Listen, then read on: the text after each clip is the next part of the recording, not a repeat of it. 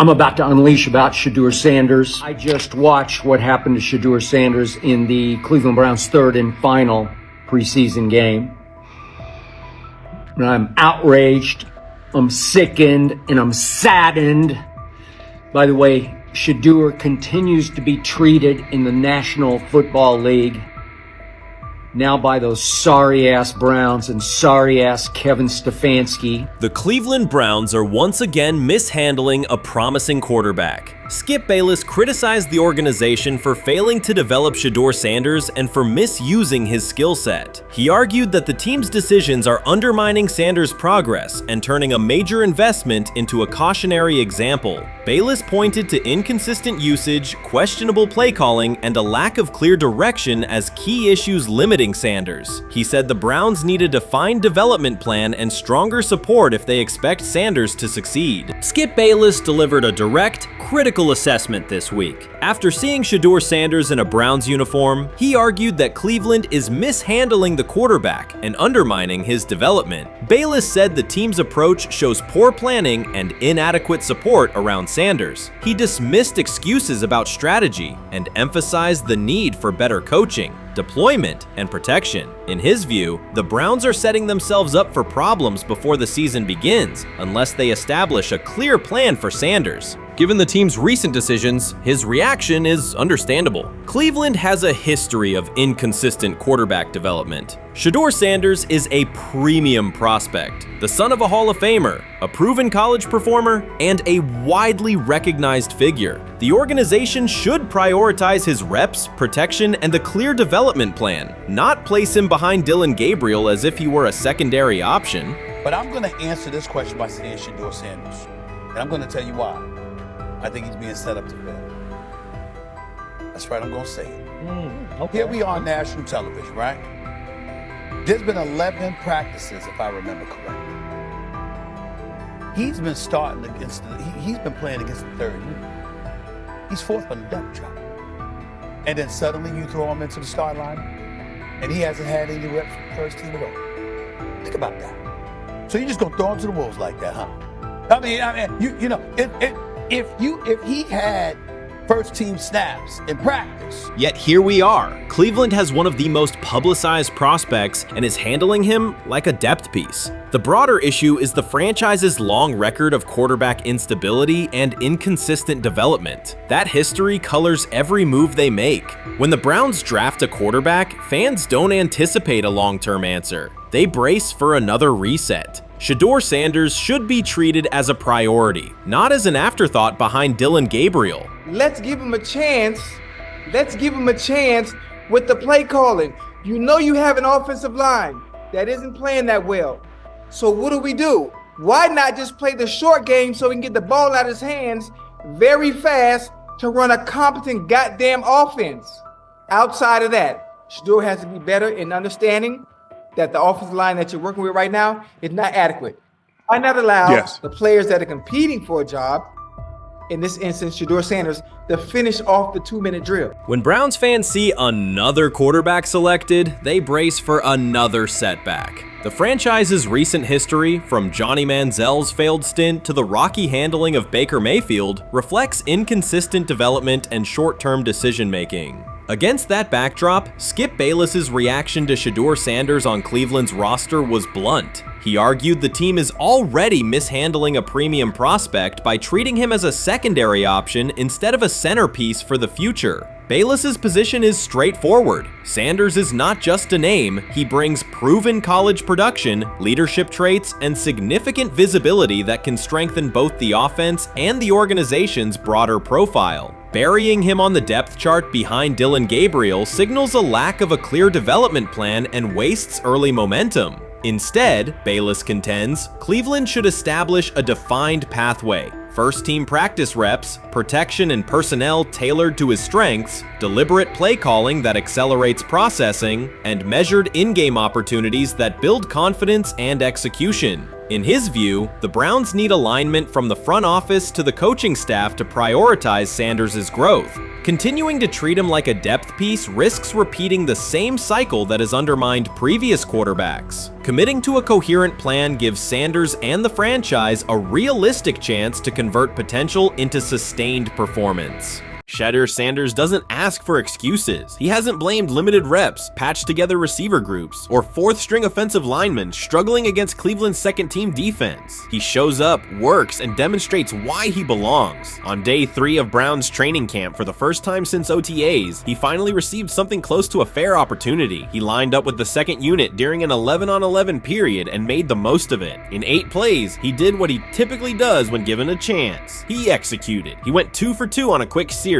finishing with a decisive throw to tight end Blake Whiteheart that immediately caught the sideline's attention. There was no hesitation in his drop, no unsettled feet, and no panic. Just firm, accurate timing and clean operation. It raised an obvious question. What has taken so long for the Browns to evaluate him with a functional group? The story isn't only about one throw, it's about the delay before it. Sanders has been the guy for most of his football life, commanding high school programs, starring in the Southwestern Athletic Conference at Jackson State, then operating under national attention at Colorado. For the first time, he's been told to wait. He has treated that reality as part of the job rather than a setback. He has prepared like a professional since the moment he arrived, and on the 3rd day of camp in heavy heat, he let the football represent his case. While coverage focused on the veteran presence of Kenny Pickett and Joe Flacco, Sanders made an impression with minimal volume. The difference with the second team was immediate. Protection held up, routes were on schedule, and progressions unfolded as designed. Within that structure, he looked like the quarterback who led efficient offenses at Jackson State and Colorado. Calm in the pocket, decisive in his reads, and accurate to tight windows. This was not simply a good practice period, it was a clear statement. He was not just operating the script, he was directing it. The timing was sharp, the reads were clean, and the seam throw to Whiteheart was a high-level anticipation throw, professional in placement and pace. The narrative around Sanders should reflect that when he is placed in a workable situation, his strengths are visible. Early work with 4th unit personnel included protection issues and unreliable spacing. With the 2nd unit, those variables stabilized and his work looked consistent with his resume. The performance supported a straightforward conclusion. The evaluation should move forward with higher quality reps. Sanders has been explicit about his approach. He does not request special treatment. He intends to be prepared so that when an opportunity appears, he can step in without a drop-off. He has said he wants to be ready for anything and not offer explanations after the fact. That mindset fits what teammates and coaches have observed. A quarterback focused on the assignment, not the conversation around it. The conditions were demanding: relentless sun, heavy humidity, and a practice tempo that stressed decision-making. Many players fatigued as the session wore on. Sanders did not show signs of rushing reads or forcing the ball. He managed the pocket, reset his base when necessary, and continued to deliver on time. The path he has taken, HBCU starter in the SWAC, then Power 5 starter under constant attention, has prepared him for compressed evaluation windows. He has been under scrutiny for years. The heat did not change his process. He moved defenders with his eyes, anticipated breaks, and stepped into throws with balance. The crowd was not chanting his name, and there were no ovations. That was irrelevant to the task. He is focused on the locker room and the staff, and he is building credibility the same way he did at previous stops, by being reliable when the ball is snapped. Quarterbacks coach Bill Musgrave has emphasized ignoring external noise and keeping attention on install, footwork, and timing. Sanders is familiar with the dynamic. He has been followed by cameras and commentary since his early teens. He has experience living with attention and still adhering to routine. Under heat, with a narrow set of snaps and multiple decision points, he stayed composed and effective. 2 speeding citations, 91 miles per hour in Brunswick and 101 miles per hour in Strongsville, became national items. General Manager Andrew Berry characterized the decisions as not smart and stressed that it's not only about driving fast, but about the safety of others. Sanders accepted responsibility, stated that he learned from the incidents, and said he would follow the rules. The attention to those citations did not alter his daily schedule or his practice preparation. He arrived early, stayed engaged, and kept the discussion centered on work. work. Away from the field, he spent time at Rainbow Terrace in Cleveland after a significant apartment fire, distributing supplies and checking on families affected by the incident. There was no formal media rollout around the visit. It was an instance of direct engagement with the community without publicity attached to it. That reflects the same approach he shows inside the building. Do the work first. Sanders treats each rep as if it might be his last for the day and his only chance to show a specific element on tape. He prepares for protections, cadence variations, route adjustments, and timing with a level of detail that compresses the learning curve. When he is not under center, he studies coverages from the sideline, charts plays, and reviews video before and after practice. He writes down the next day's calls so he can anticipate checks. He has reference using virtual simulation tools to replicate snaps he does not receive physically. That is not a passive stance, it is an active attempt to reduce the distance between classroom and field. He is building relationships across the roster, not just with projected starters. He communicates with defensive backs to understand what they see and how they react to certain stems. He spends time with offensive linemen to align on cadence and protection calls. He connects with newer players away from the facility so that communication improves in practice. That is practical leadership, consistent, low visibility work that becomes obvious when the ball is snapped and the operation is smooth.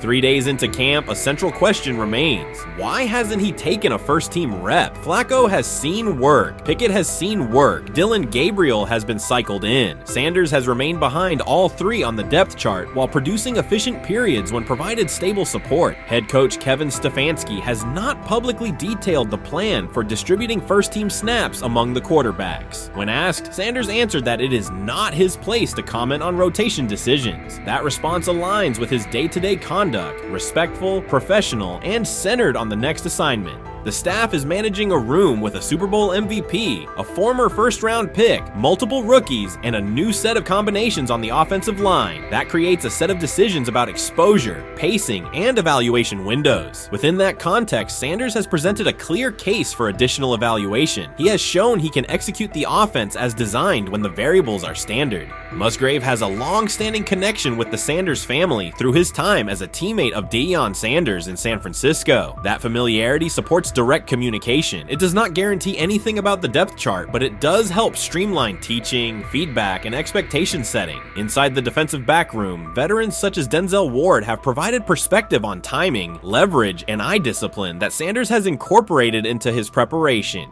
He is operating without the immediate family structure that defined his college environment. Away from his brother Shiloh and his father Dayon, he is managing his own housing, nutrition, recovery schedule, and all the smaller tasks that accompany an NFL routine. Those adjustments matter because they influence consistency across a long camp. He has treated those responsibilities as part of the job rather than distractions, which is reflected in a steady daily approach. What he showed on day 3 with the second unit was not a surprise to those who have tracked his prior work. It was a continuation of a profile, efficient sequencing, clear timing, and consistent ball placement when protections and routes hold up.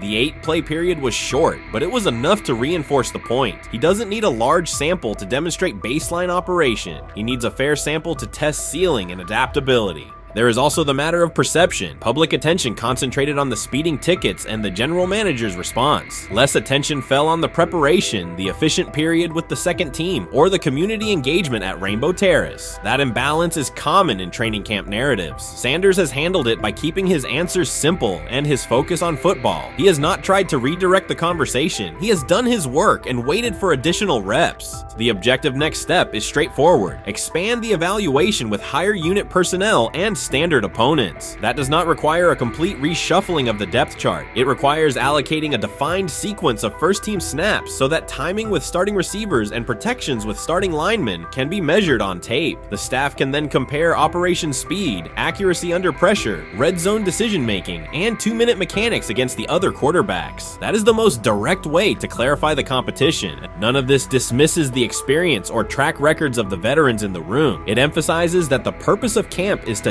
test assumptions with current performance. Sanders has provided enough evidence with the second unit to justify a broader look. He has shown that the pace of his feet matches the pace of his eyes, that he can hold safeties with his shoulders, and that he can drive intermediate throws without float. He has also shown discipline to take the clean completion rather than force the vertical shot when leverage dictates otherwise. Every day, he has addressed the controllable items, meetings, note-taking, install recall, cadence management, and post-practice review. He has not asked for public public guarantees. He has asked for an opportunity to compete on comparable terms. The 8-play sequence with the second unit was a small but clear example of what he can do when those terms exist. The staff's communications have been measured. Stefanski has not laid out a schedule for first-team rotations publicly. Barry addressed the speeding incidents directly and emphasized standards for decision-making off the field. Sanders accepted the criticism, adjusted his behavior, and moved forward. Those are the relevant facts. What remains is a football evaluation that can only be completed by giving him snaps with the top group and measuring the results. If that evaluation occurs and he performs at the level he showed with the second unit, the conversation will shift from potential to placement. If it does not occur, the question will persist through camp. Why not test the full picture? Sanders has built a case based on preparation, poise, and execution. He has demonstrated leadership by building relationships across the roster. He has shown maturity in handling external issues directly and moving on. He has given the staff reasons, on the field and in the building, to continue the process.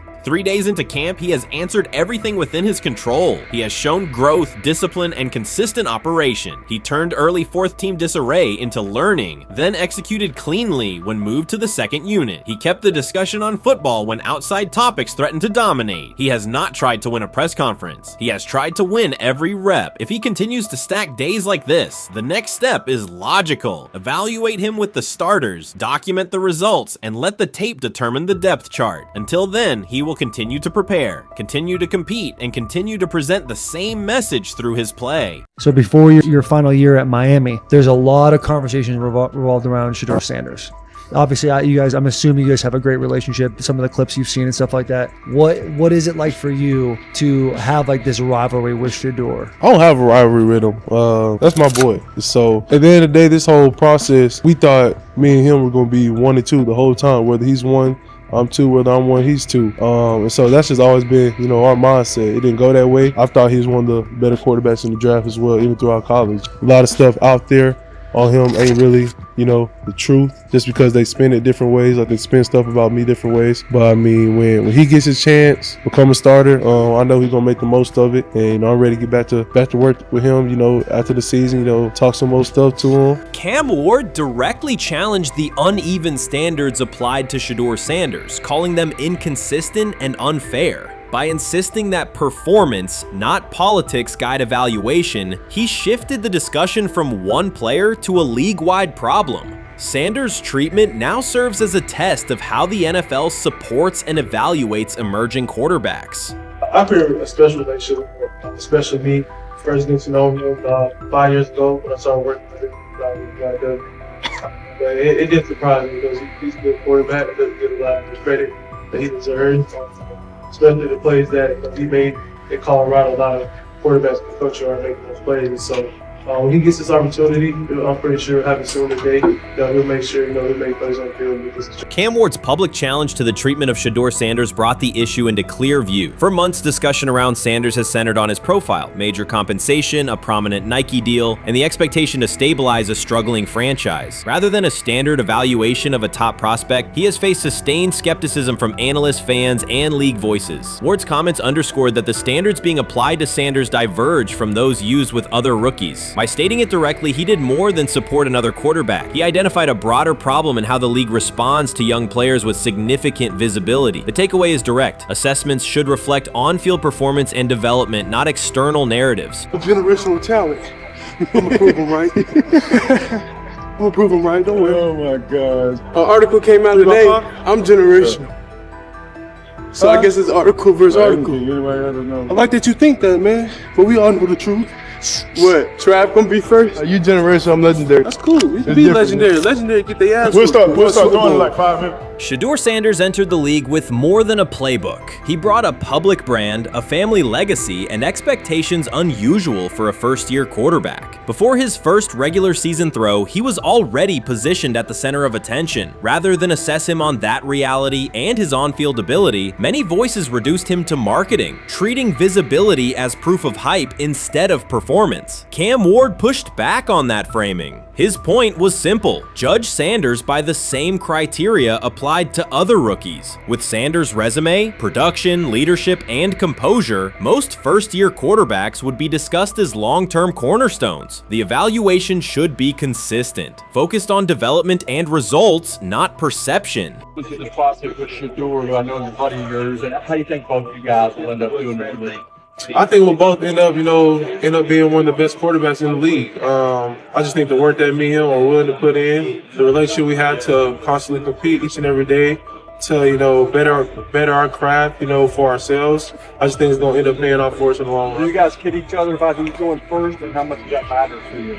Yeah, we play around, we joke around with it. It really don't mean nothing. The draft pick will never mean anything. At the end of the day, you got to show whether you can prove each and every Sunday. You can't just do it 1 year. Disrespect shows up in two patterns. First, Shedeur Sanders is repeatedly framed through his father, Deion Sanders, as if lineage erases his own work. Discussion drifts to pedigree instead of what the film shows. Second, his visibility is treated with suspicion. His audience reach, partnerships, and ability to lift ratings are labeled hype rather than recognized as value. Instead of acknowledging that he drives demand and expands the stage for his team, critics call it an unfair edge. The result is a skewed evaluation. Star power is held against him while on-field production gets pushed aside. The standard should be consistent. Assess the tape and the development, not the last name or the attention it brings. Well, Ward were microfacts. Cam Ward's remarks went beyond defending Shedeur Sanders. They confronted how the league manages star power. The reality is simple. The NFL markets visibility, but resists it when a player doesn't follow the expected script. Rookies are supposed to be quiet, deferential, and grateful for limited leverage. Sanders arrived with leverage, brand reach, major endorsements, and confidence. And that presence was recast as entitlement. Instead of treating those factors as earned advantages, much of the commentary used them to diminish him. Ward called out that contradiction. The same influence the league sells to audiences is criticized when a young player exercises it. His point is a standards problem, not a personality dispute. Evaluate Sanders on his preparation, leadership, and results. Don't penalize him for having a platform or for using the leverage that the modern NFL itself helps create. Now it sounds like the Cleveland Browns are going to all but imprison Shedeur Sanders in the football sense of a very talented rookie quarterback who obviously needs reps, needs an opportunity, and who now, barring some miraculous luck, will not get the opportunity to play in a single real game. I'm sure many around the NFL are celebrating as we speak. They are chuckling about this. Many in the NFL wanted to teach Shedeur and his daddy. Cleveland became the center of the conversation. With Shedeur Sanders attached to a major Nike partnership, the expectation was straightforward. He should be given real game reps. The Browns instead leaned on Joe Flacco as the default choice, treating stability as the safer path while sidelining a quarterback with clear cultural and commercial pull. Each week Sanders didn't see the field, scrutiny grew. Commentary questioned the value of his contract environment and relevance, and fan debate shifted from development to doubt. That wasn't measured evaluation. It was a delay framed as prudence that eroded confidence in the process. Cam Ward reset the terms of the debate. He pointed to an uneven standard. When veterans or other young players secure significant endorsements, it's considered smart business. When Sanders does it at scale, it's recast as ego or hype. Even the scope of his off-field agreements became ammunition against him rather than evidence of market demand. Ward's position is simple. Use one standard. Assess Sanders on preparation, decision-making, and progression, not on discomfort with his platform. Treat visibility as an asset, not a disqualifier. The issue isn't attitude or branding, it's the consistency of the evaluation. Ward called it directly. The treatment has been unequal, and it should be corrected by aligning opportunity with performance criteria. Fans need to recognize there's not a team in the league he'd start for. Not one.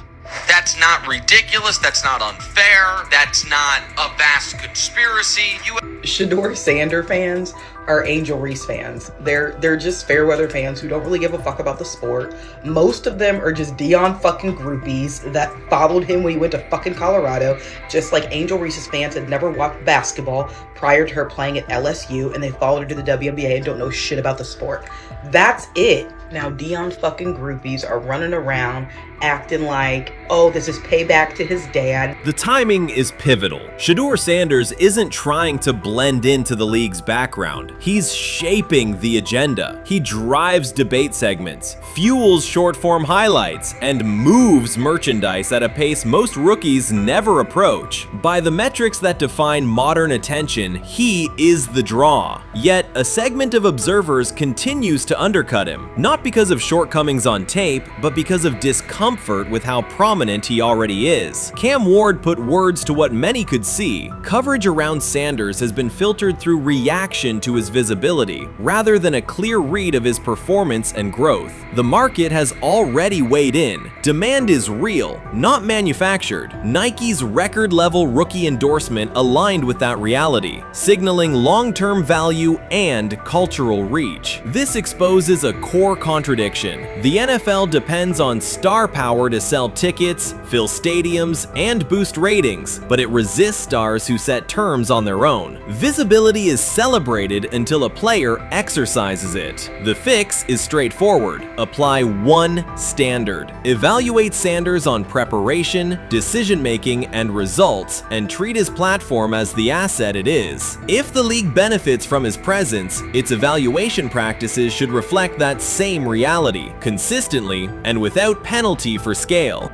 Shedeur Sanders does not depend on league promotion. He established his platform before the NFL and continues to expand it on his own terms. That autonomy challenges the status quo. Cam Ward's support was more than a defense of a teammate. It was a warning that if the league holds to outdated expectations, it risks falling behind the very players who drive audience attention and revenue. Claims that Sanders lacks real popularity ignore measurable facts. A large, active following, consistent merchandise demand, and sustained coverage across major outlets. Doubts about his standing as a quarterback overlook his college production and growth indicators. The pattern is familiar. Efforts to minimize him increase his reach. Each skeptical headline widens the spotlight, and each dismissive take creates more engagement. You cannot reduce a player built for visibility by arguing he should be less visible. The practical outcome is the opposite. Scrutiny becomes signal. Sanders is not merely enduring criticism, he is turning it into momentum, converting attention into leverage on and off the field. Honestly, guys notice it more when you're out winning games, right? If Cleveland starts off in a bad start, they're not doing well, and all of a sudden Shedeur or Dillon Gabriel are doing well in 7-on-7, they're throwing dimes. In practice drills, the number one defense can't stop them. People take notice of that, and the more that the players see it, they're gonna then the comments start happening over the lunch table. They start happening throughout the building, and that's when the pressure really will get severe. The Cleveland Browns were focused on resolving their quarterback situation until Jason Kelce made pointed comments that triggered a strong reaction from ownership. The response inside the organization was immediate and intense. What exactly did Kelce say that has the dog pound on edge and the front office under pressure? We've seen that miserable game by the Cleveland Browns. So they throw Joe Flacco in there, and I like Joe Flacco. He did good, but they gave him the resource of all the first team guys. Then they throw Dillon Gabriel in there with first teams and second teams. So Dillon always is getting protected. The same thing again, they gave this scrub max protection on every play. Yeah, he completed some passes, but let's talk about his mistakes. He's still inconsistent with his throws, but he at least had max protection. The Cleveland Browns continue to be defined by inconsistency and avoidable setbacks. Even as fans hoped the organization had turned a corner, Jason Kelce, fresh off retirement, offered a direct critique that reignited doubts about the team's direction. His remarks implied the franchise's structure and decision-making remain unstable and recent progress may not hold. The takeaway for leadership is straightforward. Identify core issues, align on a coherent plan, and execute with discipline. For supporters, it's another sign that the problems run deeper than a single season. They throw Shedeur Sanders in there with the lowest cab drivers you couldn't even get on 5th Street. And I'm pissed off, bro, because the play calling was abysmal. Look, even if you don't like Shedeur didn't even get a chance to be trash. even if you think Shedeur is garbage, he didn't even get a chance to be garbage. That's how awful the offensive line was. Kevin Stefanski still doesn't want to give Shedeur second strings and first strings reps. Why is that? Browns ownership's response shifted from measured to urgent. The pattern is familiar in Cleveland. The team once treated Johnny Manziel as a franchise solution, retained Hugh Jackson for a second year despite results, and invested heavily in Deshaun Watson through a costly trade and contract. These decisions reflect aggressive but poorly aligned planning. The outcome has been continued instability instead of sustained progress. That this was the guy that they wanted to start. He's seasoned, he's experienced, he still has a big-time arm, even at his age, and they open with the Cincinnati Bengals. They wanted that experienced guy. He was always going to be the guy. They were not going to start Dylan Gabriel or Shedeur Sanders in week 1. Kenny Pickett had a hamstring injury. It makes it easy to go with Joe Flacco. And the question isn't and wasn't going to be who's the starter in Cleveland. The question is, who's going to be the backup in Cleveland? Who's going to be the number 2 quarterback when they open the season against these Bengals? Fans still show up season after season, expecting improvement and bracing for setbacks. The usual pattern has been early optimism followed by a gradual collapse. But last season was different. For a sustained stretch, the Browns looked organized and competitive, resembling a functioning team. Couple days, 3 days until roster cutdowns, how do you feel about that? Do you feel like you belong here on this team?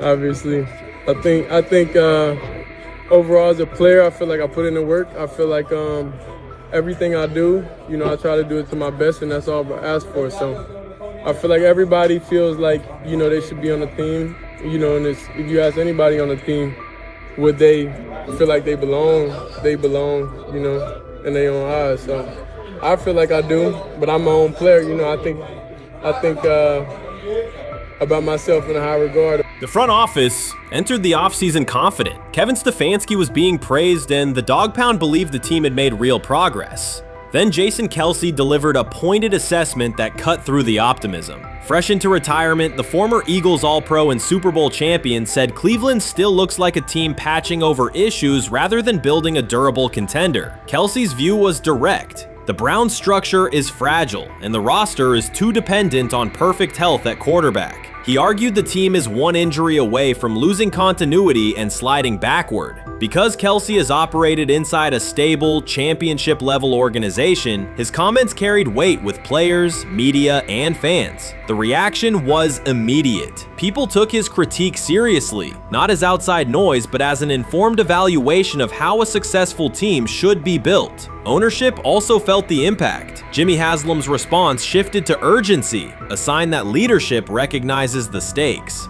The criticism arrives in the context of prior high-risk decisions, especially the fully guaranteed $230 million commitment tied to Deshaun Watson. Watson has missed time and shown inconsistency when available, and the contract has constrained flexibility. Kelce's remarks highlight why depth, alignment between the front office and coaching staff, and a clear contingency plan at quarterback are non-negotiable. The takeaway is straightforward. Cleveland must convert last season's progress into a stable framework, protect the quarterback, deepen critical positions, and establish a plan that survives injuries and short-term setbacks. Without that, the games that fueled optimism will remain temporary.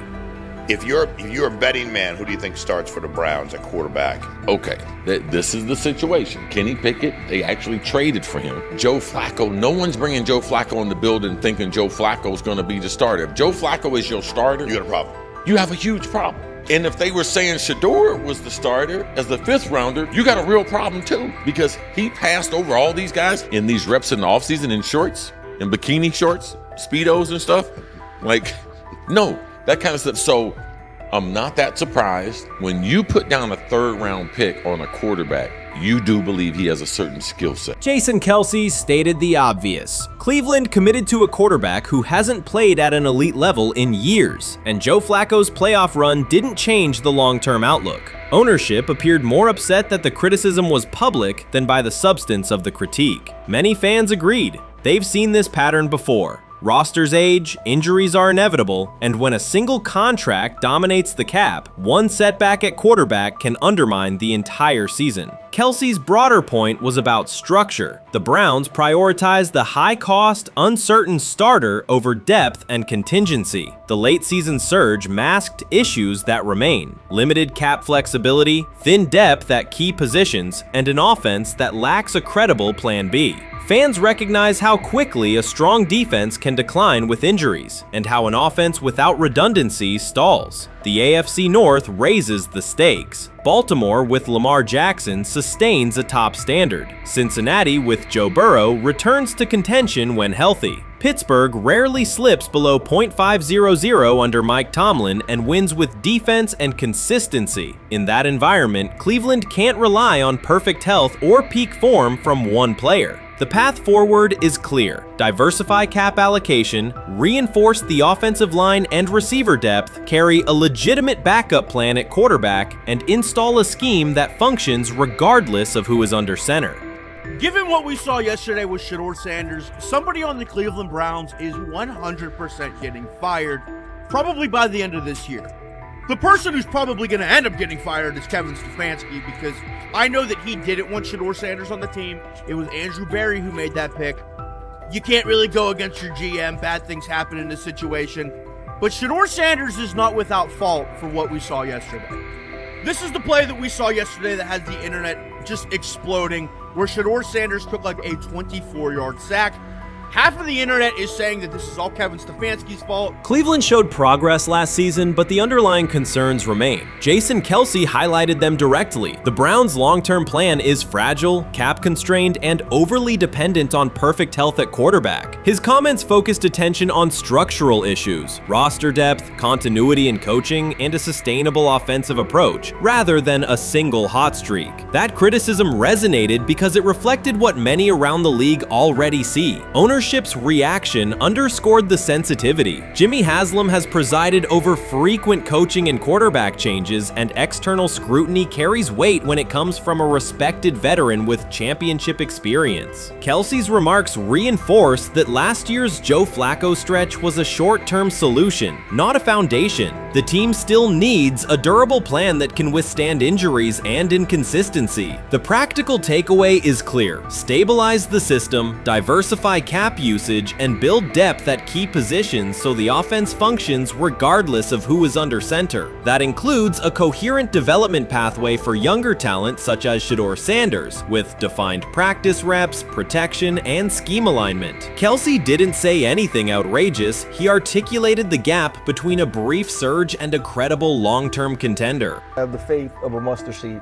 Right, because this is the greatest resurrection since Jesus the Christ. Right, like at some point, Joe Flacco was thinking about getting into TV. Yeah. Right, Joe Flacco didn't have a job, and then now you not only come back and start for the Cleveland Browns late in the 2023 season, but they came back around to you, and you're now the day one starter for a franchise that just 2 years ago was in the playoffs. The Browns' quarterback situation remains unsettled. Deshaun Watson was expected to be the long-term answer, but injuries and inconsistent play have prevented him from reaching an elite level. When the team turned to Joe Flacco after Watson's season deteriorated, Flacco immediately lifted the offense and produced results that highlighted the gap between expectations and reality. That a 39-year-old late addition could outperform a $230 million starter was not just a short-term surprise, it raised fundamental questions about roster construction and evaluation. Quarterback depth has been fragile, and the late-season surge masked broader structural problems. Jason Kelce's remarks made that clear. Cleveland is vulnerable if the starter is unavailable, cap flexibility is limited, and the offensive plan lacks a stable contingency. His critique drew attention to leadership and planning as much as on-field performance. Jimmy Haslam's strong reaction reflects the pressure on ownership. The organization has promoted a message of stability and progress, but Kelce's assessment suggested those gains are not yet durable. The path forward requires a realistic approach to the cap, a credible backup plan at quarterback, and a system that holds up regardless of personnel. Grab hold of the starting job. Yes, but I don't think we're going to know which one until we get deep into August. Now, I think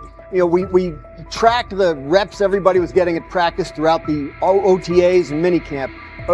when you talk to people there, they just want to make sure everybody got what they needed. And that, Kenny Pickett, we find out if he has the goods to be the starter. Joe Flacco, they back him off a little bit. He's 40. He may not need as much. The rookies, Shedeur Sanders and Dillon Gabriel, what do they need to learn to make the transition from the college game to the pro game? That's what the spring was about for the Browns quarterbacks. Now, Shedeur Sanders has moved from social media celebrity to on-field standout, and ESPN now lists him among its first-team candidates. Reactions are split. Some fans are impressed while others are skeptical. Whether this reflects Deion Sanders' long-term strategy or simply Shedeur's rapid development, the story is drawing widespread attention. Here's a look at what led to this moment. They never planned on taking him. The problem is, like Ocho Cinco said, you got somebody that has endeared himself to the locker room. And guess what? The difference between him and Tim Tebow, the biggest one, is he can play. He can throw the ball. Tim Tebow running around being an H-back. He can throw the ball. And he's done everything he needs to do. He ain't saying nothing. He ain't rocking the boat. He ain't mad about the reps. He ain't mad about none of that. All the people out there want to see is this, like Tyver said earlier. We want to see what he can do with Jerry Jeudy. Online reactions are sharply divided. Some fans strongly support Sanders, while others argue he is overrated. Traditional analysts cite statistics and claim his recognition comes mainly from his father's name. Sanders supporters are actively celebrating his rise and already predicting a future NFL career. Sports media outlets have made his candidacy a central topic of debate. The discussion now extends beyond statistics and victories to include his marketability, public image, and on-field presence. Sorry, is Shedeur Sanders going to get a chance to win this job? Do you believe he gets a legit shot to win this job? Listen, I think first of all, the action is going to really start in training camp. Like, forget all the OTA stuff. You don't win a job in OTA. The real action starts in training camp. And just like Shedeur said, during the mini camp, when it's time to take your reps, you got to make the most of it. Because I think early on, there's going to be a lot. Remember, Joe Flacco didn't hardly practice in OTAs and mini camps because they were giving the young guys. Right. So when he gets his opportunity, he's going to have to make the most of it. Analysts are closely reviewing game footage to evaluate Sanders' decisions and mechanics, while others examine his social media activity to see how he balances content creation with quarterback duty. Shedeur Sanders' placement on ESPN's early first-team list has taken over the college football conversation. Supporters circulate his highlights and argue that his on-field production and leadership justify the honor. Skeptics claim the recognition relies too heavily on his family name and question whether his resume is strong enough for first-team status. Analysts are rewatching game footage to assess his reads, accuracy, and pocket presence, while others examine how he balances a high-profile social media presence with quarterback responsibilities. The debate has pushed other storylines, such as conference realignment and NIL issues, into the background, leaving fans and commentators focused on Sanders' performance, marketability, and overall impact on the sport. I'll keep saying it. I believe Shedeur Sanders should play more games than any other quarterback on this roster this year, because he's the only guy that I look at and say they might have something here. Because I'm telling you right now, they left night one of the draft saying we are taking our quarterback next year. So it's on Shedeur or Dillon or Kenny, probably not Joe, to change their mind. To change their mind. But you got to find out. You gotta find out. Opinions differ on whether Sanders is benefiting from his family name or simply showing real progress, but the attention is undeniable. Social media is flooded with edited images elevating him to legendary status. Critics argue the first-team nod is driven by hype and marketability, while supporters point to his flashes of strong arm talent, field vision, and decision-making. Regardless of motive, the announcement has dominated the football news cycle and intensified debate over how much of his rise is performance-based versus media-driven. Highlight reels rarely show Sanders' turnovers, late-game mistakes, or inconsistent stretches. Being named to a first-team watch list suggests sustained dominance, something Sanders has displayed only in flashes. His selection appears driven as much by brand recognition and media appeal as by performance. ESPN's decision has intensified debate. Data-driven critics post statistics that question his resume, while passionate supporters predict awards and future NFL success. Commentators recall a time when first-team consideration required years of proven excellence. Yet many fans already see the announcement as confirmation that Sanders is on track for major college football honors. Shedeur Sanders has earned first-team reps when training camp commences later in July. I'm not saying like he's the first guy up when you do 11 on 11s day 1, 2, 3, 4, 5 at training camp. I'm not necessarily saying that, but he's the one quarterback that we didn't get a chance to see take reps with the ones. But I think Shedeur has a chance to make this conversation interesting if he gets those reps with the ones and he has the same success that he did with the 2s, the 3s, and the 4s. I have confidence he can show you something, but I got to see it.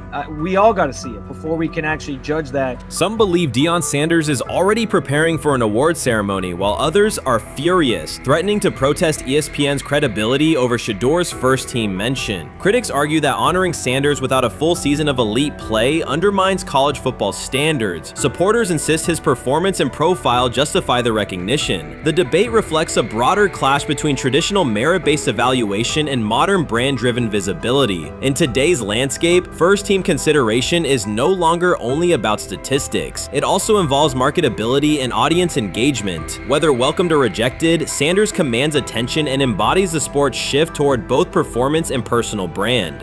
Sometime last week, and then and I just tweeted that out again this morning, and then today the Joe Flacco one got posted. So running through this, and then of course we'll still have Dylan will be next, and then Shedeur will come last. As training camp nears, Mary Kay Cabot is providing straightforward analysis of the Cleveland Browns quarterback competition. The starter has not been named, but she has moved away from her earlier skepticism of Shedeur Sanders and now acknowledges his talent and potential. Cabot explained that if Joe Flacco is chosen to start week 1, it will mean he is the most prepared to play immediately. This approach would also give younger quarterbacks such as Kenny Pickett time to adjust, refine their skills, and maximize their potential while Flacco handles the early workload. She added that a Flacco start would not prevent Sanders from earning the position later in the season. The depth chart remains flexible, and Sanders' continued development could put him in line for an opportunity as circumstances evolve. Cabot also noted that Pickett could win the job for week 1, but he must demonstrate he can integrate smoothly with the offense and perform reliably under pressure. The Browns want a leader who can control the huddle, execute plays efficiently, and maintain composure. Pickett's performances in upcoming practices and preseason games will be critical in determining whether he secures the starting role or Sanders ultimately takes the reins as the season progresses. Things like that. It doesn't mean that that Kenny can't swoop in there and steal that job by them, but he's really going to have to show that he has a complete mastery of this scheme and this system, and that they don't have to dial it back a lot to put him in there. So these will be some considerations, and I do think that that as the preseason goes along, it will become evident. Mary Kay Cabot recently stated that Shedeur Sanders is ready, and the Cleveland Browns are monitoring him closely. After a strong showing during organized team activities and minicamp, Sanders has made notable strides in his development. With continued progress, he is expected to return to the field prepared to contribute meaningfully. The Browns coaching staff is tracking his growth, and anticipation about his long-term role is increasing. Cabot added that if Sanders maintains this trajectory and continues to demonstrate poise within the team, he will have a legitimate chance to earn the starting quarterback job. Each practice rep strengthens his case, reinforcing the possibility that his development could benefit both the player and the organization. As Sanders impresses, discussion about his future in Cleveland becomes more compelling. Cabot also emphasized Sanders' advanced understanding of the offense. She noted that his football IQ appears in every drill and that he seems ready to execute the Browns system at full speed. His ability to process defenses quickly and make decisive reads distinguishes him from his peers. With the appropriate opportunity, Cabot believes Sanders could become a genuine difference maker for the Browns. One area Cabot highlighted is Sanders' command of pre-snap adjustments. His capacity to diagnose defensive fronts and communicate changes gives him an edge and reflects high football intelligence. If he translates those reads into consistent connections with his playmakers, he could elevate the Browns' offense significantly. By comparison, Cabot said quarterback Dylan Gabriel is still refining his grasp of complex terminology and play calling. While Gabriel possesses upside, Sanders' comfort with intricate concepts and his ability to manage tight pockets under pressure give him a clear advantage at this stage. Gabriel must sharpen those elements to compete at Sanders' level. Cabot previously reported that Sanders had already earned first-team practice snaps ahead of Gabriel. Her latest update confirms that Sanders is now approved as the Browns' starting quarterback, solidifying the organization's commitment to him as QB1. Expectations are high, and his response to the challenge will be closely watched throughout training camp and preseason. Cabot further noted that head coach Kevin Stefanski authorized Sanders to take expanded first-team reps beginning next month. This milestone underscores Sanders' readiness and the coaching staff's confidence in his progress. As the regular season approaches, Sanders aims to cement his status as the starter, and the competition for that position is intensified. Though Sanders leads the race, Kenny Pickett remains in contention. Cabot stressed that Pickett must prove he can integrate seamlessly with the offense and perform consistently under pressure. His performance over the next several weeks will determine whether he can challenge Sanders for the starting role. With both quarterbacks vying for the top spot, the Browns' Week 1 starter will be one of the most scrutinized decisions of the upcoming season. For now, Cabot's reporting underscores Sanders' rapid ascent, strong football intellect, and growing command of the offense, qualities that position him well to lead Cleveland's offense when the opportunity arrives. They have never loathed college football itself. They have resisted the people determined to reshape it. When Deion Sanders, black, direct, unapologetic, walks into a room of power brokers and speaks with authority instead of deference, critics recoil. During his playing days, they complained about celebrations and gold chains. Now that he is a head coach, mentor, and father, they label him something more polite, but just as dismissive, a problem. At Big 12 Media Days, Sanders addressed the accelerating chaos of the name, image, likeness market. He said college football needs a salary cap, not to hobble players, but to impose order on a system that showers unproven freshmen with seven-figure promises while the rest of a roster hunts for scraps. He called the situation unsustainable. Within hours, ESPN commentator Paul Feinbaum branded him a hypocrite, arguing that Sanders profited from NIL at Jackson State and now wants rules only because his most marketable athletes have moved on. The accusation spread quickly because it fit a comfortable storyline. Outspoken black coach gains from change, then protests when the advantage disappears. That framing ignores context. Sanders never criticized players earning money. At Jackson State, he urged corporate sponsors to partner with athletes who had been invisible to major brands for decades. What he wants now is stability, standardized guidelines, basic financial literacy, and roster balance that prevents locker rooms from fracturing over uneven payouts. When other coaches, Nick Saban, Dabo Swinney, Lane Kiffin, voiced similar concerns, they were praised for foresight. When Sanders spoke, the tone shifted to suspicion. The difference is not the message, it is the messenger. Feinbaum's response followed a familiar script. When black leaders question the structure of the sport, their motives are interrogated, their credibility attacked, and their competence doubted. He did not level the same charge at Jimbo Fisher when Fisher complained that NIL disturbed recruiting. He stayed silent when Kiffin lamented the transfer portal. But Sanders, who raised enrollment and television ratings at Jackson State, brought unprecedented attention to Colorado in one season and consistently mentors players beyond football, was called opportunistic. Feinbaum dismissed the cultural impact Sanders created, the exposure for historically black colleges, the draft picks developed, the infrastructure improved, reducing his work to a marketing stunt dependent on star sons Shedeur and Shiloh or two-way standout Travis Hunt. Sanders did not retaliate. He returned to practice, media obligations, and recruiting. His confidence is rooted in faith and in the responsibility he feels toward young athletes whose lives will extend decades beyond their highlight clips. When he asks for NIL boundaries, he is thinking about freshmen handed large sums without guidance,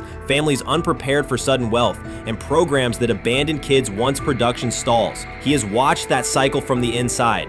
He wants protections, not restrictions. Critics predicted Colorado would fade once Shedeur and Hunter leave. Instead, Sanders signed blue-chip quarterback G.J. Lewis and a wave of transfers eager to join a program that values personal growth as much as on-field wins. Recruits see a coach who challenges the status quo, who places black culture at the program's center without apology, and who will remain visible when social media buzz cools. They recognize that Sanders does not chase attention. Attention follows his results. Media outlets reduced the upcoming Buffalo season to a win total prop. 6 victories, give or take. Sanders is playing a longer game. He wants to show young athletes, especially black athletes, that they can lead authentically, speak with conviction, and refuse to shrink for access. Success measured only by the scoreboard misses the point. If Sanders builds men who graduate with financial literacy, self-confidence, and community awareness, he will consider the mission successful, even if Colorado finishes with 5 wins instead of 10. None of that registers with commentators invested in an older hierarchy. For them, leadership should remain predictable, reserved posture, muted tone, minimal cultural expression. Sanders contradicts that image. The possibility that his methods could spread to other coaches, to other programs, threatens a model that has kept decision-making and revenue streams concentrated for generations. So the debate is not about hypocrisy or payroll ceilings. It is about control of the narrative and who is deemed qualified to write it. Sanders refuses to surrender that authority. He knows order is necessary. He also knows whose voices have been ignored whenever real reform is discussed. By speaking plainly, he forces television panels, athletic directors, and conference commissioners to confront issues they would rather defer: financial education, equitable resource distribution, and consistent national standards. Whether Colorado exceeds betting lines this fall will not change the trajectory Sanders has already set. He made Boulder relevant, energized recruiting beyond traditional power corridors, and broadened college football's cultural reach. that influence will persist long after social media debates cool. If his call for NIL structure eventually becomes policy, as the NCAA and Congress now contemplate, Feinbaum's soundbite will fade while Sanders' imprint endures. In the end, accusations of hypocrisy say more about the accuser than the coach. Sanders has remained consistent, empower athletes, hold adults accountable, and inject stability before unchecked money corrodes the locker room. The people who stand to lose clout in that environment prefer the chaos they can manipulate. Sanders prefers a system that nurtures the players who make the sport worth watching. His advocacy is rooted in experience, not self-interest, and his critics will have to decide whether to engage with that reality or keep shouting from the sidelines. Rich Eisen addressed the armchair analysts and online critics head-on. Shedeur Sanders just received his opportunity, and the backlash arrived immediately. Eisen responded with a clear, point-by-point case explaining why the criticism misses the mark. If you thought Shedeur's rise was rapid, Eisen's analysis puts it in proper context. Here's what he laid out on air. Already speaking in Cleveland high schools. Weekend after, flying out immediately to get to work. But his character's terrible, right? You know, and listen, oh, he interviewed bad, you know. According to who? The New York Giants? No offense, Bert. The same New York Giants that gave Daniel Jones a huge contract and let Saquon Barkley out the door. That's the intel we're trusting here? That was for him to celebrate. He just made, I mean, look, he put in work in college. He had the privilege of being coached by his father.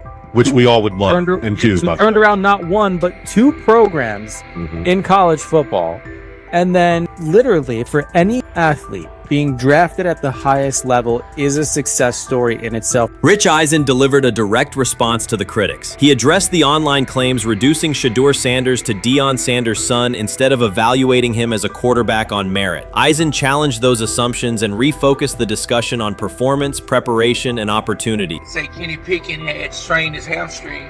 Shedeur, they say his first day in pass, 9 for 9, 2 touchdowns, no interceptions. Really was just hating on this young guy. Within minutes, Rich Eisen delivered a structured breakdown, addressing each claim with evidence and dismantling weak narratives through clear analysis. He replaced speculation with data and kept the focus on what matters: decision-making, accuracy, leadership, preparation, and game management. The reality is simple. Shedeur Sanders was not given this opportunity. He earned it through performance and consistency against real competition. He accepted the role, met the standard, and handled the moment with professionalism and urgency. No shortcuts, no favors, just results and readiness. Eisen's point was direct. Evaluate Shedeur on his work, not assumptions, and acknowledge that he has justified the opportunity on the field. I've done it at 2 locations already, so it's simple.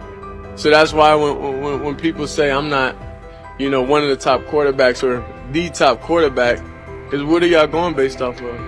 Because I did it year after year after year, and you see the progression. So it's like, obviously it got to be some type of external hate that you have for the family, for the last name, for anything. Because I know I proved myself. While many were still debating whether he was NFL ready, Shedeur Sanders stepped onto the practice field and operated like a clear QB1, setting protections, controlling tempo, and executing the plan. The narrative that he is just flash, media attention, or his father's influence does not hold up against his work in installs, progressions, and situational drills. What he showed was composure, efficiency, and command of the offense. He processed quickly, protected the football, and delivered on-time throws, demonstrating preparation and control. I'm a firm believer. If I wanted Shedeur Sanders at 2, at worst at 33, of course I already think that he's better than other quarterbacks. Because that's the type of talent, that's where I would have picked him at. And if he was at 2 or 33, and he still had this same exact skill set, we would be talking about him starting and playing. Right. Well, there'd only be 3 quarterbacks. It'd be 3 quarterbacks, not 4. 4, yeah. But since he moved to the 5th round, that's cool. They might have to go along with it. But to me, I think if you ask who got the best tools, I'm going with Shedeur Sanders. From the first day of camp, he was not there to get by. He arrived to lead. There was no hesitation in installs, no lapses in fundamentals, just precise timing, clean footwork, and consistent velocity to every level of the field. He managed protections, controlled cadence, and delivered in situational work, showing command rather than learning on the fly. The approach was efficient and disciplined, with attention to detail and progressions and ball placement that reflected preparation, not improvisation. At the same time, Rich Eisen addressed the narrative directly and backed it with evidence. evidence. He laid out clips, context, and performance markers to cut through speculation. Eisen emphasized that Shedeur Sanders did not step into this moment because of publicity. He built toward it through sustained work, resilience, and results. The background, media readiness, high football IQ, and a professional approach was developed over years, not days, and it translated to immediate operational control of the offense. The resistance came from familiar places. Some in the traditional guard still frame mobile quarterbacks as limited and expected the nepotism label to define him. That view did not hold up against what was on the field. Composure under pressure, secure decision-making, accurate throws into tight windows, and consistent execution in red zone and 2-minute sequences. Eisen's point was clear. Evaluate Shedeur Sanders on performance and readiness. The evidence shows he earned the opportunity and is meeting the standard with accountability and consistency. Yeah, teams didn't draft him because they didn't think he was first-round talent. And the quote we played and that's on the screen, I think is flatly wrong. We all know this shouldn't have happened. Yes, it should have. It should have happened because this wasn't. Now, again, teams can be wrong. The league as a whole can be wrong. Hell, the Baltimore Ravens drafted a 25-year-old tight end before they drafted Lamar Jackson in the same draft. The die is not cast on who Shedeur Sanders. He stated it plainly. This is not a celebrity appearance. This is a quarterback with pocket presence, leadership, and decision-making that stands on its own. You either show it or you settle into a backup role. Shedeur Sanders is not auditioning. He is establishing himself as the starter. When the opportunity arrived, whether through injury, trade, or depth chart changes, Shedeur was prepared and delivered. He did not hesitate. He executed the offense and finished drives. As others tried to catch up to what they were seeing, Rich Eisen reinforced the same message he has been repeating. Evaluate the work. Camp reports have been consistently positive, but the important shift is how the performance is being received. Casual attendees who came to observe left talking about Shedeur's command and poise. Detailed observers focused on his pre-snap reads, protection checks, and audibles, highlighting the mechanics, timing, and ball placement that support efficient, controlled play. We've got news. Got news. About my Cleveland Browns. We've got an oblique problem. Obliques are big deals, especially when it's your quarterback. Now, he might be fourth on the depth chart, but he was number one in the preseason game last week, and he did a great job. 138 yards, 2 touchdowns. Shedeur Sanders has an oblique injury. That is not good. I do not like this. I hate this because I want to see more reps for Shedeur Sanders. Shedeur Sanders, a projected breakout this season, has been sidelined unexpectedly. The Browns coaching staff confirmed an oblique injury significant enough to keep him out of all activity. No reps, no drills, no warm-ups. Concerns are rising about how this may affect his momentum and force adjustments to the team's plan. The focus now is his recovery timeline, the impact on his development, and the next steps for the quarterback depth chart. Browns rookie quarterback Shedeur Sanders injured his oblique during practice today, putting his status in doubt for Saturday's preseason game against the Eagles. He's the latest quarterback on Cleveland's roster who has dealt with a health issue, joining fellow rookie Dillon Gabriel and Kenny Pickett. Sanders, who is trying to fight his way up the Browns depth chart, started the preseason opener last week and threw 2 practice. So how concerning is this for Shedeur as he is trying to, again, make his way up the depth chart, be QB2, potentially QB1 in the future? Dillon Gabriel taking Shedeur Sanders' QB1 spot after Sanders suffers an oblique injury is more than a roster change. It signals the staff is choosing urgency over efficiency. You do not replace a quarterback operating near a 70% completion rate with one coming off a 32% outing unless the decision is driven by desperation or poor evaluation. That is not strategy, it is avoidable loss of production. The impact on accuracy, timing, and drive sustainability is clear, and the difference is apparent to anyone watching. Well, here's what we know. I mean, after practice, Kevin Stefanski, the head coach of the Cleveland Browns, was not available to the media, but I did talk to him on the field as the players were coming off, and he told me that Shedeur Sanders complained of oblique soreness during the warm-ups this morning. Shedeur Sanders' absence isn't just a gap in the lineup, it's a setback for the entire offense. He thrives under pressure and makes throws others won't attempt. When he's healthy, every pass has intent, every drive has rhythm, and opposing defenses know they're in for a long day. Replace him with Dillon Gabriel and the defense senses an opening. Corners press tighter, safeties cheat down, and linebackers blitz more aggressively because they don't expect the same timing, velocity, or accuracy. Yes. I mean, yeah, I'm a fan. I'm not even going to try to hide it. Rich gets You guys are fans. Like, you guys talk about the Cleveland Browns quite a bit. Yeah, it's almost annoying to me. It aggravates people. Like, people don't like the fact that Rich talks a lot They about must love Shedeur. I'm here. But it's like, you have a friend, and that friend's child is following in the family's footsteps.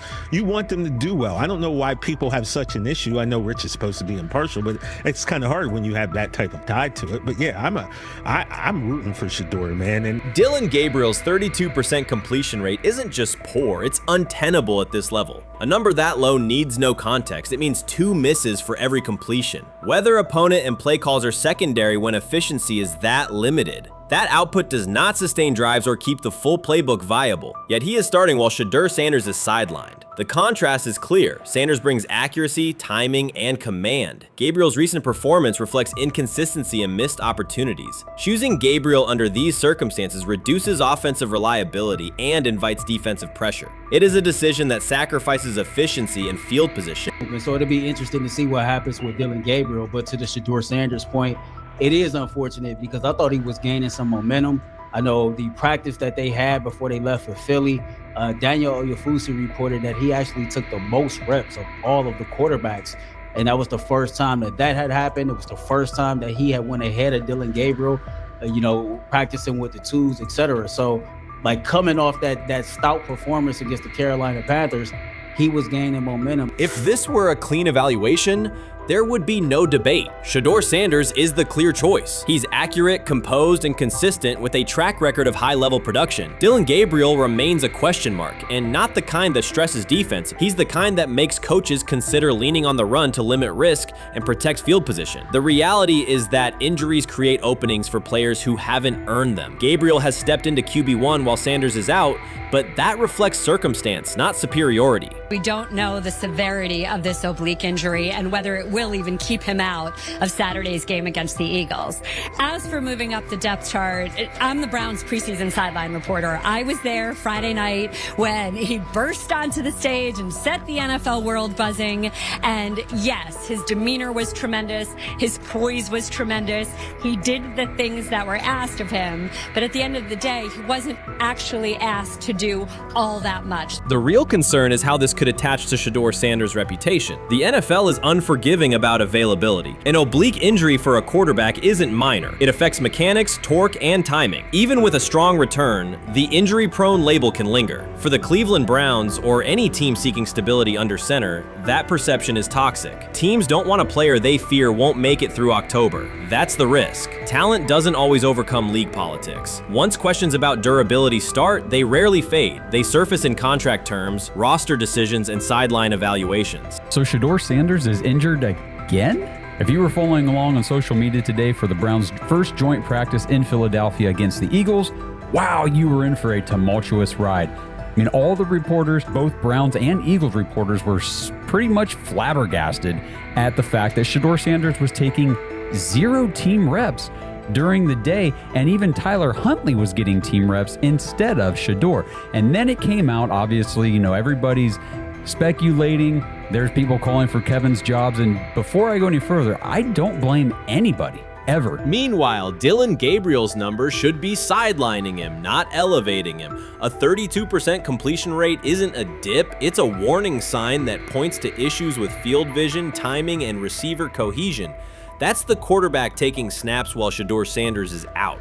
Put their work side by side and the gap is obvious. Sanders shows consistent placement, timing, and footwork that reflect high-level execution.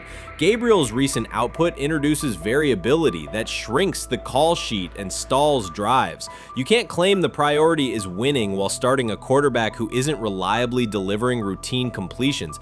Fans recognize it, receivers lose confidence and tempo when targets are off, the offensive line's urgency fades when protection doesn't translate into productive throws, team belief in the quarterback is fragile, and once it erodes, a season can come apart quickly. We could be looking at, 3/4 of Snoop and maybe 1/4 of Dillon Gabriel. Not really exciting for the fans. Of course, it would be nice to see what Dillon looks like. Did spend third-round capital on him. If you're Dillon Gabriel and you're a rookie, is not you be want to get healed. You want the reps. You want to take these reps. So what do you do to prepare yourself and get ready? Because man, when rookies get injured, it's like these reps are so valuable. Yeah, sets him back a lot. We do have some video here. Mike Garafolo had some video of Jalen Hurts kind of helping Shedeur use his cart to get off the field here. Shedeur Sanders changes the entire equation. His presence under center keeps defenses honest, keeps teammates engaged, and expands the coaching staff's options. You can call vertical shots, open the playbook, and control the game's tempo. Dillon Gabriel limits that. With him, the playbook narrows, drives stall, and the defense ends up on the field too long trying to compensate. The Cleveland Browns are not in a position to gamble at quarterback. This is a franchise with a difficult history at the position. With Gabriel, the issues are visible from the stands. A 32% completion rate won't jump to 60% with a few extra reps. If anything, it will decline as defenses present looks they would not risk against Shedeur. And that's the core issue. Shedeur Sanders at 80% is still a better quarterback than Dillon Gabriel at his best. That isn't exaggeration, it's the numbers. If Sanders is a 70% passer when healthy, even a drop to 60% keeps him well ahead of where Gabriel is now. Yet the team is rolling with the quarterback who isn't delivering routine completions. Every week Sanders is out, his hold on QB1 loosens. That's the hard truth. The longer Gabriel stays in the role, the more coaches cite continuity and chemistry to cover what's happening on the field. Every throw and every drive has to be a statement, not just to win, but to erase any notion that Gabriel is a legitimate alternative. In the NFL, QB1 isn't handed back because you used to be the best option. You have to take it. Started off with some positive news for Shedeur, and then it kind of just went left real quick. Shedeur got the news early on that if Dillon Gabriel couldn't go, he would get his second straight start in the Saturday preseason game against the Philadelphia Eagles. And then he went on to injure his oblique. For the fans who don't know exactly what part of the body the oblique is at and what that injury is and how it can impact the quarterback, can you explain to them what is an oblique injury? It's like up in this area, right? Well, you can't see me, but like right up in here, when you go to throw, like obviously that's all that. So the truth is straightforward. The Cleveland Browns, or any team in this situation, aren't going anywhere meaningful with Dillon Gabriel under center. You can frame it as progress and point to selective highlights, but reality will level it out, and by then the season is already slipping. Shedeur Sanders is the difference between a team with a path forward and a team playing out the schedule. He reads coverages, delivers on-time throws, and forces defenses to respect every level of the field. Gabriel turns the offense into guesswork. The NFL is built on results, and the results are clear. Gabriel's 32% completion rate functions as a warning sign. It doesn't need context, a clinic, or a film session to explain. It signals inefficiency that stalls drives and compresses the playbook. Yet he has been handed the role Shedeur established through precision, composure, and production. That decision undercuts the stated goal of winning. With Sanders, the offense retains structure, rhythm, and threat. With Gabriel, it narrows and exposes the defense to longer stretches on the field. You can't fire the owner because he can't fire himself. Someone's head's going to roll, unfortunately, in this situation, and it's probably Stefanski and Barry. I saw on The Athletic. I don't think that's fair, by the way. Stefanski, that part. I agree. I was saying the other day on my podcast that Barry should be fired, and I said I wouldn't fire Stefanski, but a couple of people made the point of saying, well, if you fire the GM, you got to give him a chance to hire his own coach, which is fair. That's true. So I would fire Barry. I would hire a new GM. If that GM thinks Kevin Stefanski's a good coach, wants to stick with him. The situation in Cleveland has escalated with the NFL. Sources indicate GM Andrew Barry is prepared to move on from head coach Kevin Stefanski if he refuses to elevate Shedeur Sanders. The Browns are weighing a major quarterback change. Leadership appears to be aligning behind Sanders and pushing for immediate action. This is a high-stakes decision about control and the team's direction. I think it's unfair for me to comment in I guess, maybe on behalf of the industry. All I can say is this, the time that we spent with Shedeur, and what he's done throughout his college career is impressive. He's an impressive young man.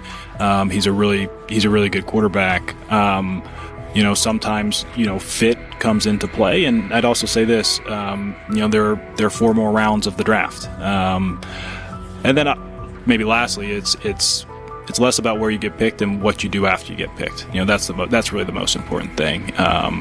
And, getting to know him over the course of the spring, he has a ton of resolve. Andrew Berry appears to be at a breaking point. Pressure from fans and within the organization to play Shedeur Sanders is intensifying. Berry is pushing for a move towards Sanders, while head coach Kevin Stefanski remains cautious about altering the depth chart. The divide is clear. One side wants acceleration, the other a measured rollout. The organization is under heavy scrutiny, and the focus has shifted to when, not if, Sanders sees the field. Has the fourth highest odds of any head coach this season to be fired. He's clearly on the hot seat. It's been a discussion for really a couple years now, dating back to last season's 3-win season.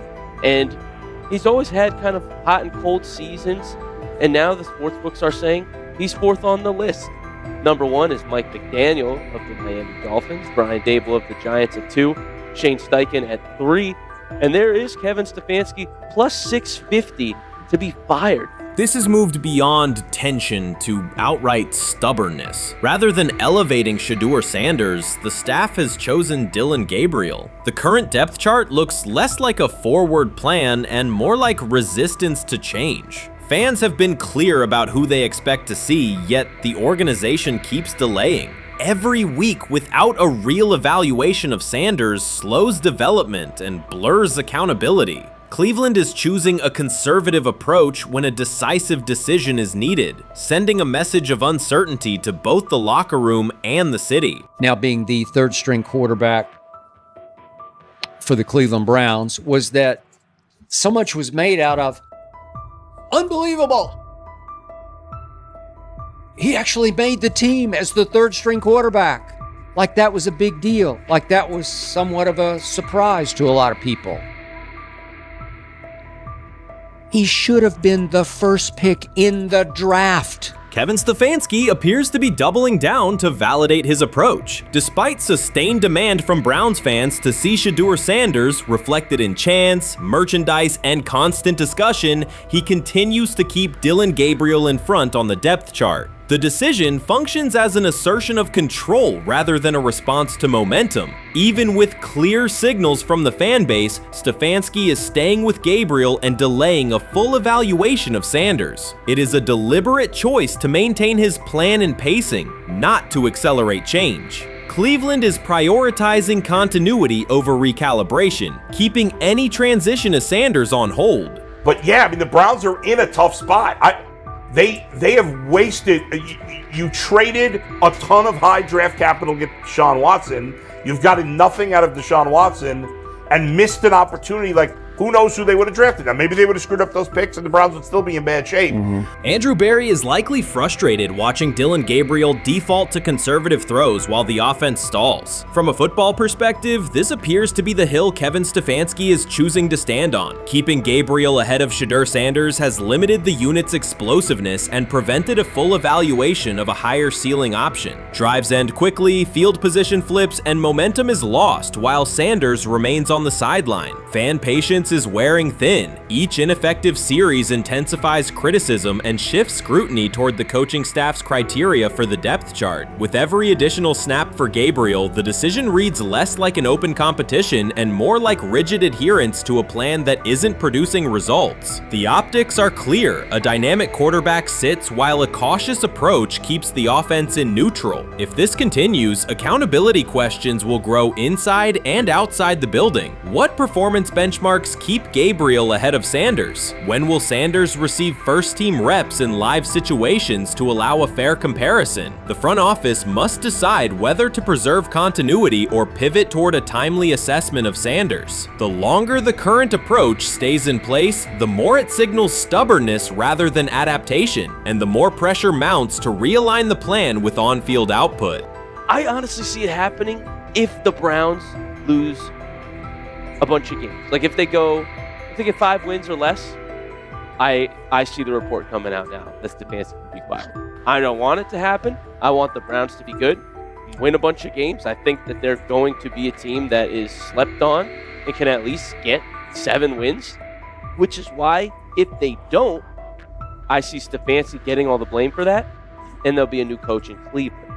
Because their players, to me, are there once again.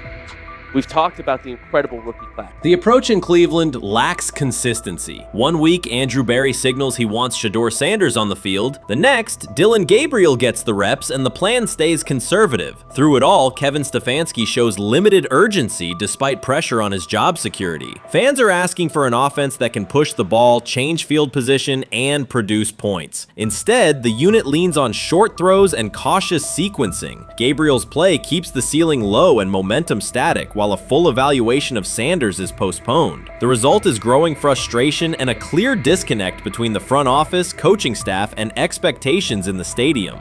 The NFL tried to teach him and his father a lesson. You don't act like that. You don't talk like that before a draft. We'll show you how our game is played.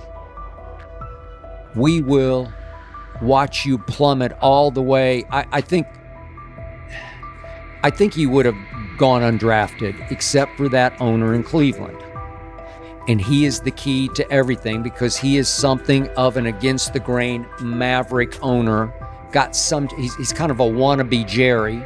Fan speculation is growing. Some believe Kevin Stefanski lacks confidence in Shedeur Sanders. Others think he's prioritizing Dillon Gabriel for reasons unrelated to performance. A more extreme view claims Stefanski is manipulating outcomes to secure a buyout. Whatever the motive, the risk is clear. This approach is straining his relationship with GM Andrew Berry and alienating the fan base. Pressure is rising, Berry's patience is running out, and supporters have shifted from requests to demands. If the current plan continues, calls for a change in quarterback and accountability will intensify.